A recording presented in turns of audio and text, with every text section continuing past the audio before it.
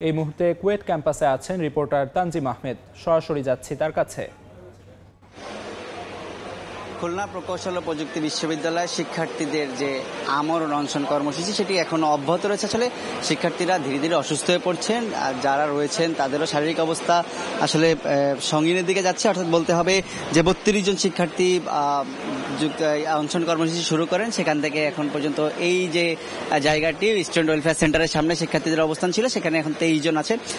সকাল থেকে কয়েকজনকে আসলে দফায় দফায় মেডিকেল সেন্টারে নিয়ে যাওয়া হয়েছে, তাদের চিকিৎসা দেওয়া হচ্ছে। অর্থাৎ দীর্ঘ সময়ে তারা যে তীব্র গরমের মধ্যে এই অনশন কর্মসূচি চালিয়ে যাওয়ার কারণে অসুস্থ হয়ে পড়ছেন। যারা এখন পর্যন্ত রয়েছেন তাদের শারীরিক অবস্থাও খুব বেশি ভালো নয় বলে বলছেন শিক্ষার্থীরা।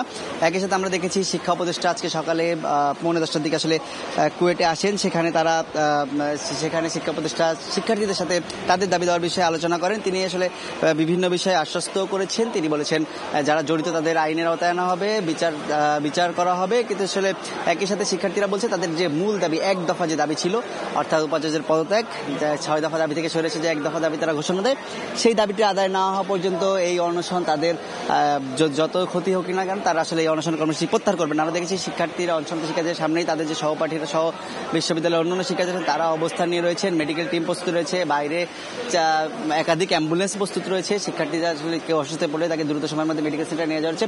আমরা আসলে আমার অঞ্চলের যে ব্যানারটি যেটি রয়েছে আসলে সেখানে শিক্ষার্থীরা লিখে রেখেছেন আসলে যে 22 এপ্রিল 2025 অনশন কর্মসূচি শুরু হয়। সেখানে প্রথম দিন 32 জন ছিল, এরপরে পর্যায়ে প্রথম দিন 2 জনে কমে 30 জন, দ্বিতীয় দিন 3 জন কমে 27 জন, আজকের দিনে 4 জন এখন পর্যন্ত অসুস্থ আছেন। তাদেরকে মেডিকেল সেন্টারে নেওয়ার ফলে 23 জন আসলে কর্মসূচি চালিয়ে যাচ্ছেন। একই সাথে আমরা ইউজিসি মেম্বার যারা রয়েছেন, যে তদন্ত কমিটি গঠন করা হয়েছে 3 সদস্যের, তারাই পরিদর্শন করেছেন, এখানে এসেছেন, শিক্ষার্থীদের সাথে কথা বলেছেন, তাদের বিভিন্ন অভিযোগের বিষয় শুনেছেন।